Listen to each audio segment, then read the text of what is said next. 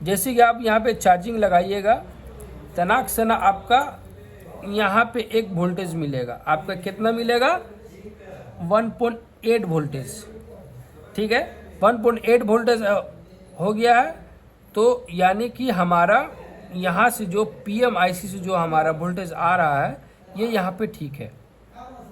यहाँ पे आपको 1.8 वोल्टेज आएगा और एक बीच में जो लगा हुआ है वो 0.6 से लेकर के 0.9 वोल्टेज तक के आएगा।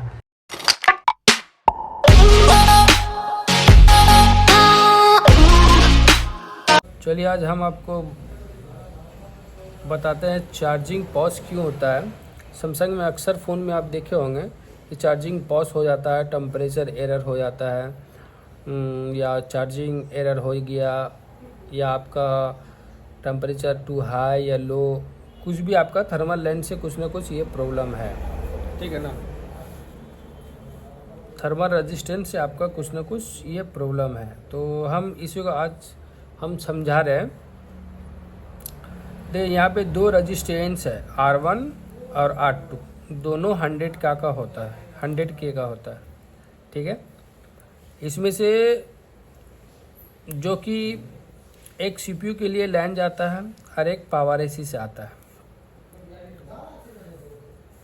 देखिए 1.8 वोल्टेज एक रेजिस्टेंस में आता है R1 में। ठीक है, और यही यहाँ पर भी 1.8 दिखाएगा। अगर आपका फ़ोन ऑफ है तो यहाँ पे कुछ नहीं दिखाएगा। जैसे आप चार्जिंग में लगाइएगा तो चार्जिंग लाते, हाँ ये चार्जिंग लगाते के साथ में DC to DC IC आपका एक्टिव होगा। वहाँ से BPS लाइन होते हुए आपका PMIC में जाएगा। PMIC में जाएगा, उसके बाद फिर PMIC CPU IC को एक सिग्नल देगा कि जो हमारा चार्जिंग लेवल ठीक है कि नहीं है। वो अगर ये थर्मल लाइन में कहीं ना कहीं कुछ ना कुछ प्रॉब्लम है तो आपका चार्जिंग एरर हो जाएगा, चार्जिंग पॉज हो जाएगा, या कुछ ना कुछ इसमें इंडिकेट करेगा। टेम्परेचर हाई, टेम्परेचर टू लो। अक्सर आप देखे होंगे कि CC बोर्ड बदल देने से चार्जिंग पॉज का ये प्रॉब्लम सॉल्व हो जाता है, या पत्ता चेंज कर देने से आपका चार्जिंग का जो पॉजिंग है या कुछ टेम्परेचर का एरर बता रहा तो वो आपका सही हो जाता है। वो सही क्यों होता है ये शायद आप लोग को नहीं मालूम होगा। ये कहीं ना कहीं ये रेजिस्टेंस का प्रॉब्लम होने के वजह से ये प्रॉब्लम आता है। ठीक है, जैसे कि PMIC से 1.8 वोल्टेज निकला, अगर आप चार्जिंग में जैसी लगाए तो 1.8 वोल्टेज ये यहाँ पे शो करेगा।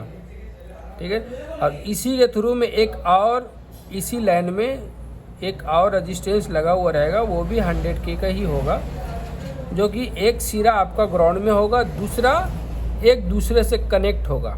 ये कनेक्ट होने के कारण ये एक यहाँ से वोल्टेज निकलता है CPU के लिए, कि जो कि एक तरह का ये EN सिग्नल है, जो कि आपको CPU को बताएगा कि हाँ भैया हमारे टेम्परेचर सही है। तो ये इनका वोल्टेज होगा 0.6 से लेकर के 0.9 वोल्टेज तक का। अगर इसमें अगर आपका कुछ फ्लैक्चुएट हुआ या 0.6 के जगह में 0.5 आ गया या 0.9 के जगह में 1 वोल्टेज आ गया तो आपका ये चार्जिंग एरर हो जाएगा, चार्जिंग पॉज हो जाएगा, या आपका temperature too high, temperature too low हो जाएगा।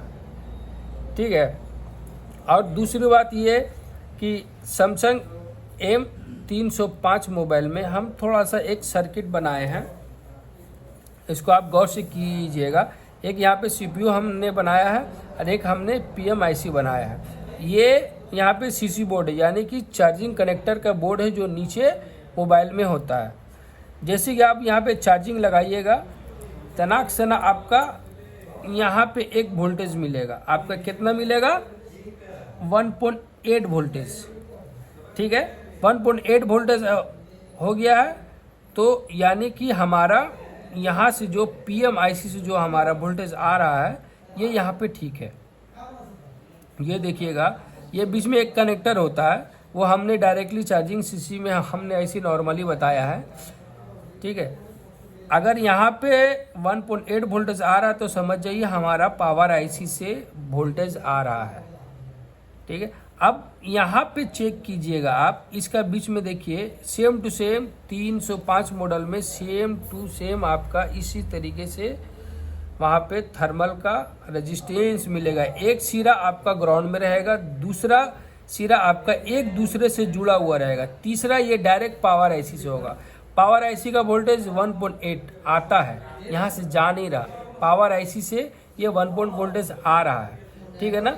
यहाँ पे आपका 1.8 वोल्टेज शो करेगा। अगर आप यहाँ पे अगर आपको 0.6 से लेकर के 0.9 वोल्टेज तक का अगर शो कर गया तो समझ जाइए आपका कि ये यहाँ पे मेरा ये दोनों में से थर्मल लाइन मेरा ठीक है 1.6। अब यहाँ पे कनेक्टर में चेक करेंगे तो यहाँ पे अभी आना चाहिए। अगर ये नहीं आया, ये यहाँ से ब्रेक हो जाएगा, ठीक है ना। अब इसके ऊपर हम यहाँ पे चेक करेंगे, एक बोर्ड में भी एक आपका पत्ता का कनेक्टर लगा हुआ रहेगा, चार्जिंग कनेक्टर ऊपर में बोर्ड में लगा हुआ रहेगा, वहाँ पर भी आप चेक कर सकते हैं, ठीक है। वहाँ पर भी 0.6 से लेकर के 0.9 वोल्टेज तक का मिलेगा। अगर वहाँ तक के मिल गया है तो समझ जाइए आपका ये ठीक है। अगर इसी लाइन में कुछ न कुछ प्रॉब्लम है या थर्मल ये रेजिस्टेंस में अगर कुछ आपका फ्लैक्चुएट कर रहा है या वोल्टेज अप डाउन हो गया है तो ये चार्जिंग पॉज या चार्जिंग एरर या टेम्परेचर टू हाई या टेम्परेचर टू लो का ये प्रॉब्लम आएगा, तो ठीक है ना।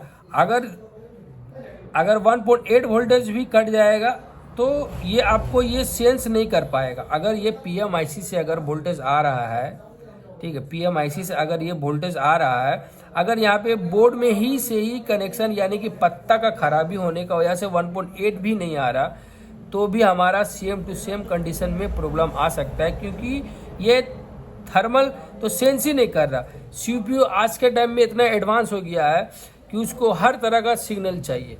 अगर उसको सिग्नल नहीं मिलेगा वो कहीं ना कहीं से आपका ये रेजिस्टेंस ठीक है, लेकिन अगर आपका CPU सेंस ही नहीं कर रहा तो वो CPU एक्टिव नहीं होगा, वो चार्जिंग शो करने ही नहीं देगा। CPU का क्या काम, हर चीज़ को एक्टिवेट करना। तो 1.8 वोल्टेज भी चेक करना है। 1.8 वोल्टेज अगर आ गया है तो दूसरा हमको 0.6 से लेकर के 0.9 वोल्टेज तक का भी चेक करना है।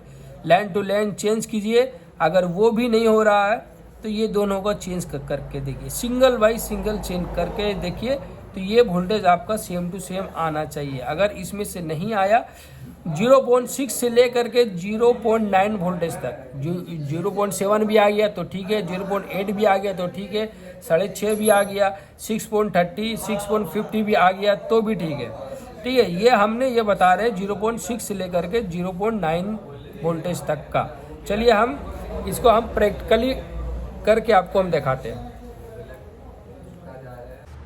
देखिए यही हमारा सैमसंग 305 का बोर्ड है, चार्जिंग बोर्ड, ठीक है। और ये बोर्ड टू बोर्ड फ्लैक्स पत्ता के लिए ये कनेक्टर है, हम आपको दिखा रहे हैं। देखिए हाँ, यही है हमारा जो मैंने की ड्राइंग में आप लोग को दिखाया। यहाँ पे 2 रेजिस्टेंस, एक कैपेसिटर लगा हुआ है। देखिए यहाँ पे आपको 1.8 वोल्टेज आएगा और एक बीच में जो लगा हुआ है वो 0.6 से लेकर के 0.9 वोल्टेज तक के आएगा। सबसे पहले तो यहाँ पे हम कंटिन्यूटी चेक करेंगे, ठीक है ना, कि 1.8 वाला कहाँ पे है और फिर 0.9 तक का जो वोल्टेज जाता आउटपुट होता है CPU के लिए वो कहाँ पे है। अगर वो लाइन भी कटा हुआ रहेगा तो आपका चार्जिंग एरर या चार्जिंग पॉज हो जाएगा। या अगर ये टेम्परेचर लो है, ये रेजिस्टेंस एक्चुअल में टेम्परेचर लो हाई के लिए ही होता है। अगर ये रेजिस्टेंस ख़राब हो गया या temperature sense up and down हो गया तो ये प्रॉब्लम कर सकता है। 1.8 वोल्टेज नीचे से फर्स्ट में से 5 नंबर पिन में है और 0.9 तक का जो वोल्टेज है वो लास्ट से दूसरे नंबर पे है, ठीक है। तो सबसे पहले कंटिन्यूटी चेक करेंगे, उसके बाद ही कुछ कर सकते हैं इसमें। देखिए हाँ यहीं पे है, ठीक है। मैं वॉइस ओवर बाद में कर रहा हूँ, पहले मैं वीडियो बना लिया, उसके बाद वॉइस ओवर मैं कर रहा हूँ। हालांकि ये चार्जिंग प्रॉब्लम है हमारा, चार्जिंग पॉज का ये प्रॉब्लम है, ये थर्मल रेजिस्टेंस ये हीट कर रहा था, इसके वजह से वोल्टेज ड्रॉप हो गया। तो मैं इसे चेंज करूँगा, उसके बाद ये ठीक हो जाएगा।